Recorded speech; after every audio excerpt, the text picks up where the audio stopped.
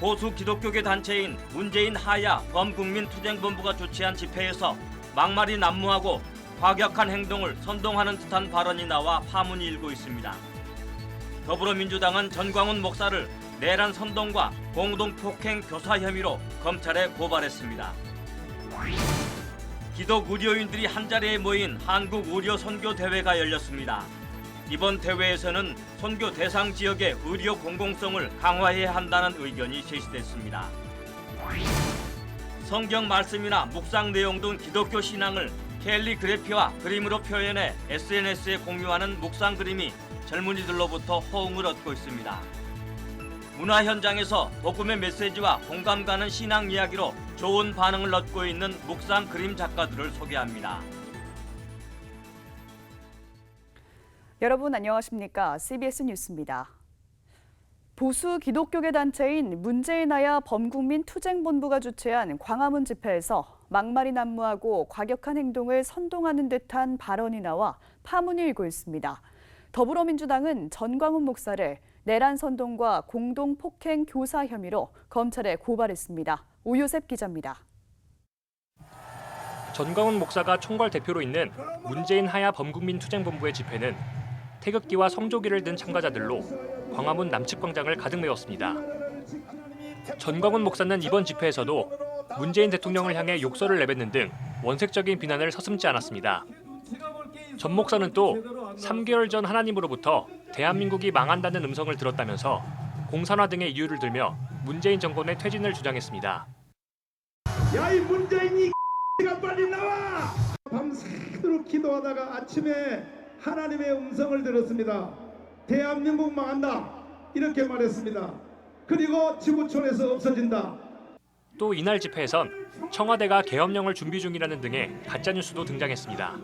지금 청와대에서 금방 여기에 연락이 왔는데 지금 계엄령을 준비한다고 하는 연락이 왔습니다. 여러분, 계엄령을 한다고 우리를 막을 수 있습니까? 특히 전광훈 목사는 1,000만 명 이상의 서명을 받으면 헌법 위의 권리를 갖게 된다고 주장하며 극우적 내용의 안건들을 결의하는 국민재판을 열기도 했습니다. 본인이 의장이 돼 문재인 대통령 탄핵과 박근혜 전 대통령 석방을 결의하고 주사파 찬양 및 고무행위 처벌법을 통과시켰습니다. 오늘 이 시간부로 박근혜를 석방한다! 이것은 전 국민 헌법 위의 권위를 가지고 재판을 진행했으므로 당장 석방하기를 바랍니다. 또 국가인권위원회 해체와 노동운동 5년간 정지, 세계 기독청 설립 등과 같은 극우적 안건들을 연이어 결의했고 전 국민이 1인당 10,000원씩 거두면 5천억 원이라며 이승만 기념관을 설립하겠다고 하기도 했습니다. 아까 제가 결의한 그 결의대로 대한민국이 움직이지 아니하면 언론도 법원도 국회도 소용없습니다. 우리가 여기서 결정한 이 결정은 헌법 위의 결정인 것입니다. 이날 집회엔 한국교회연합 권태진 목사와 한기총 전 대표회장 길자연 목사 등 보수 기독교계 인사들이 참여했고 홍준표 전 자유한국당 대표, 오세훈 전 서울시장, 김문수 전 경기지사 등 정치계 인사들도 참가했습니다. 보수 기독교계 집회는 인접해서 열린 자유한국당 집회와 주도권을 두고 신경전을 벌이는 해프닝을 빚기도 했습니다. 20여 분 차로 자유한국당 집회가 뒤늦게 시작하자 처음엔 같은 편이라며 집중하는 모습을 보였지만 자유한국당 집회가 길어지자 약속대로 황교안 대표의 연설로 끝내라고 항의하며 음악을 크게 틀고 집회를 방해하기도 했습니다. 속대로 황교안 대표 연설로 끝나지 않으면 저희들의 집회를 이어갑니다.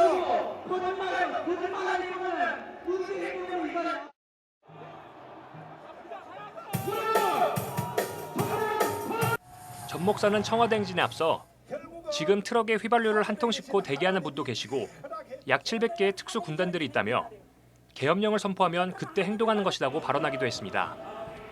한편 더불어민주당은 청와대로 진입해 문재인 대통령을 끌어내겠다며 집회를 주도한 전광훈 목사를 내란 선동과 공동폭행 교사 혐의로 검찰에 고발했습니다. CBS 뉴스 오요셉입니다.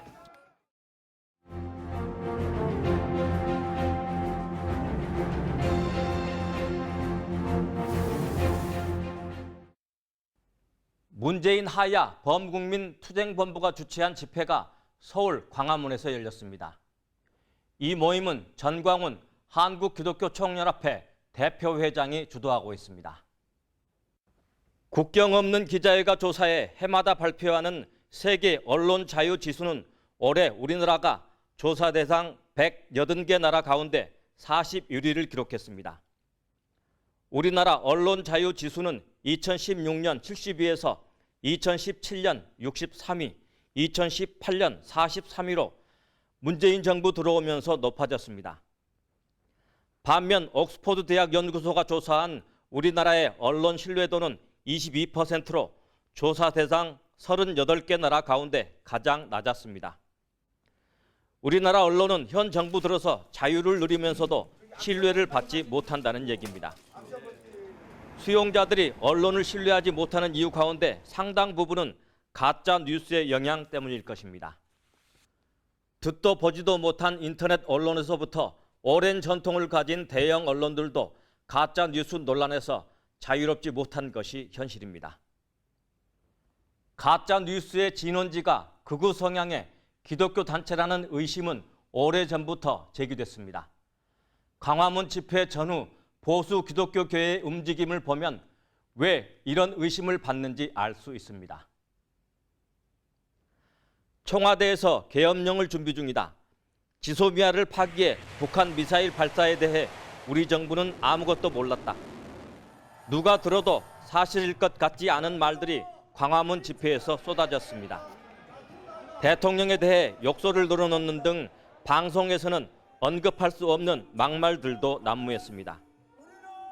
대형 교회 목사가 자유수호 총사령관을 맡아 광화문 집회에 30만 명을 보내기로 했다는 얘기도 기독교인들의 대화방에서 유포됐습니다.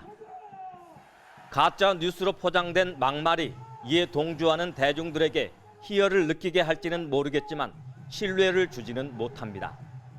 오히려 상식이 있는 일반 대중들로부터 조롱거리가 됩니다.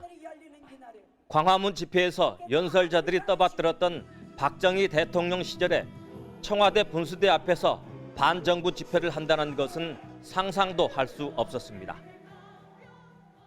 청와대 분수대 앞에서 대통령을 욕할 수 있는 자유를 누리는 것과 품격을 잃어버려도 괜찮다는 말이 상통하지는 않을 것입니다.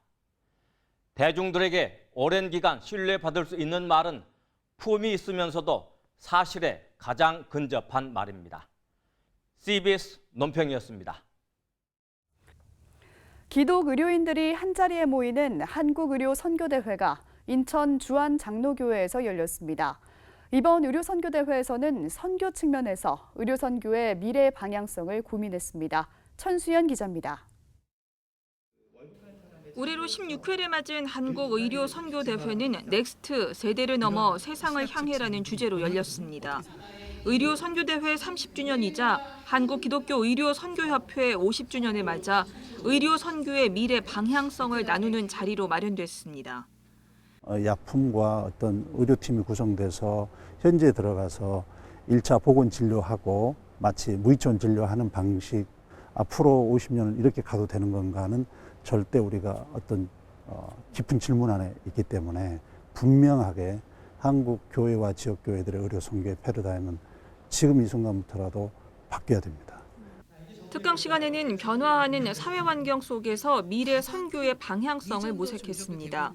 2000년대 이후 선교계의 관심이 타종교 전도에서 사회 변혁으로 옮겨가면서 선교지에서 공공성을 확보하는 게 중요해졌다고 강조했습니다.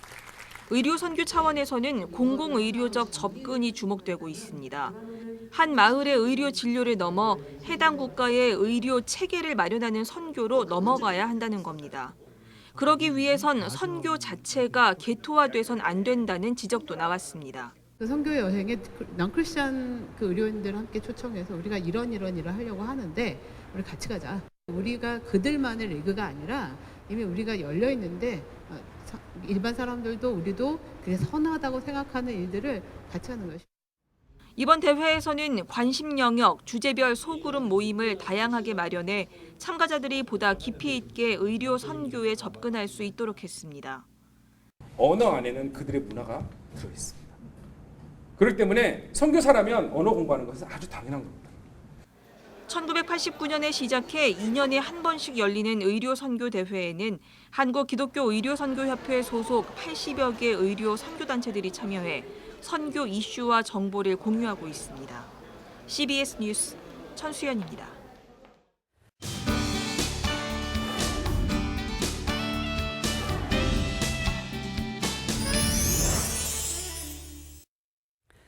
성경 말씀이나 묵상 내용 등 기독교 신앙을 캘리그래피와 그림으로 표현해 SNS에 공유하는 기독교인 작가들이 있습니다.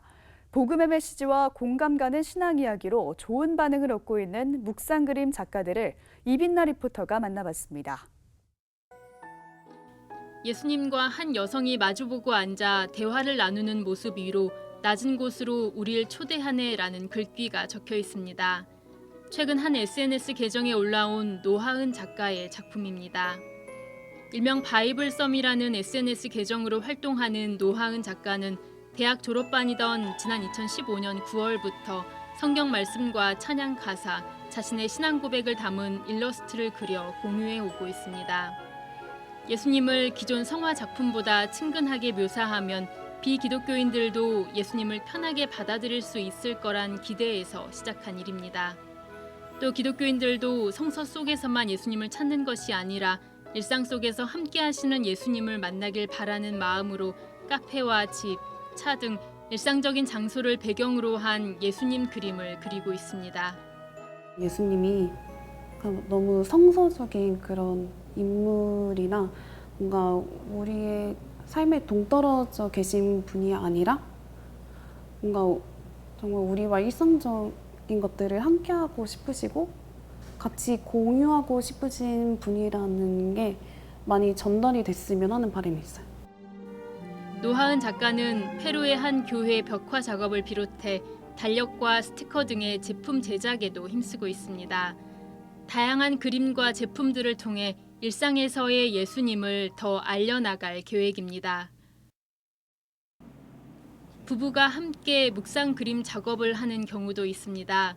SNS상에서 하나님의 복음을 전하는 씨앗을 뜻하는 일명 햇살콩으로 활동하는 김나단, 김현선 부부는 지난 2015년부터 성경 구절이나 신앙적 권면을 담은 묵상 그림 작품들을 제작해 나누고 있습니다. 계정 구독자가 8만여 명에 이르고 작품들이 엮여 책으로 나올 만큼 기독교인들에게 큰 공감을 얻고 있습니다. 그냥 본문 말씀만 딱 봤을 때 느껴지는 감동보다 더 따뜻한 그런 은혜의 효과가 있거든요. 그런 점에서 저는 이롭다고 생각을 하고 또 요즘 젊은이들이 그런 니즈가 있다고 생각해요. 부부가 작품 구상과 제작에 가장 중점을 두는 건 작품을 보는 독자들과 하나님과의 관계입니다. 하나님께서 오늘 나에게 어떤 말씀을 해주시길 원하는지, 그리고 내가 오늘 하루를 살아갈 때 어떤 마음으로 살아가야 하는지, 그런 부분들을 그냥 성경을 읽으면서 스스로 깨달아 알 수 있다면 훨씬 좋겠지만, 저희 부부가 같이 묵상을 하고 우리 안에서 녹아낸 이야기들을 그림과 글로 전달을 했을 때 더 풍성하게 흘러간다고 생각을 하기 때문에 그런 작업을 하고 있어요. 최근 이들 외에도 SNS를 통해 매일 성경 구절과 묵상 그림을 받아볼 수 있는 다양한 계정들이 운영되면서 기독교인들에게 좋은 반응을 얻고 있습니다. SNS 묵상 그림은 누구나 자신의 작품과 이야기를 나눌 수 있다는 장점을 지닌 동시에 보는 이들이 왜곡된 신앙관과 교리를 분별 없이 받아들이게 될 위험도 있어 검증된 작가들의 작품을 중심으로 지혜롭게 이용할 필요가 있겠습니다. CBS 뉴스 이빈나입니다.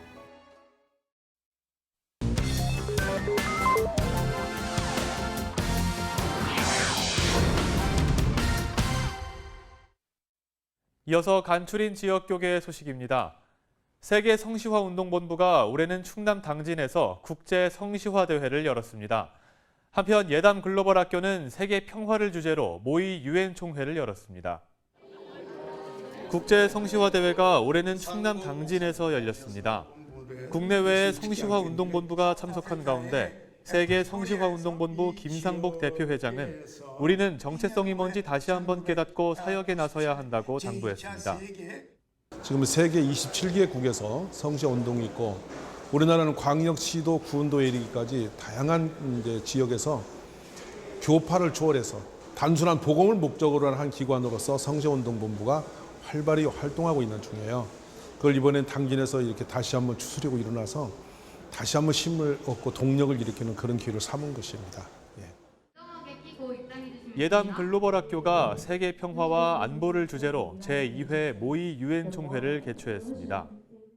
세상의 문제, 또 이 지구상에 일어나는 수많은 문제들을 하나님의 시각으로, 예수님의 시각으로 고민과 해결책을 구상하는 것들을 저희들이 꿈꾸고 학생들이 그런 꿈과 비전들을 갖기를 소원합니다. 친구들이 같이 글로벌 리더로서의 의식을 함께 함양할 수 있는 좋은 기회가 될 수 있을 거라 생각해서 굉장히 뜻깊은 시간이고, 전주 비전대학교에서 전국 목회자 탁구대회가 열렸습니다. 대구 봉덕교회는 어려운 이웃들을 위한 따뜻한 겨울 만들기 행사를 열었습니다. 한편 인천 숭의교회는 교회 창립 102주년을 기념해 부흥성회를 열었습니다. 목회자들의 친교와 체력 증진을 위한 전국 목회자 탁구대회가 전주 비전대학교에서 열렸습니다. 양탁연 목사는 목회자의 건강을 지키고 나아가 건강한 교회를 세워가는 일에 최선을 다하는 목회자들이 되자고 말했습니다. 겨울을 앞두고 대구 봉덕교회가 어려운 이웃들을 지원하기 위한 따뜻한 겨울 만들기 행사를 열었습니다. 이 행사를 통해서 이분들이 따뜻한 겨울을 나오고 주님의 따뜻한 사랑도 이분들에게 전달되는 그런 좋은 계기가 되면 좋겠다.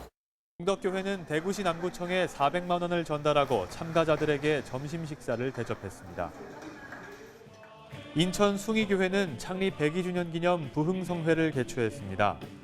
쉬지 말고 기도하라는 주제로 열린 부흥성회에는 대전 한빛교회 백용현 목사가 강사로 나서 숨겨진 보물을 찾는 것처럼 기쁨으로 기도할 것을 강조했습니다.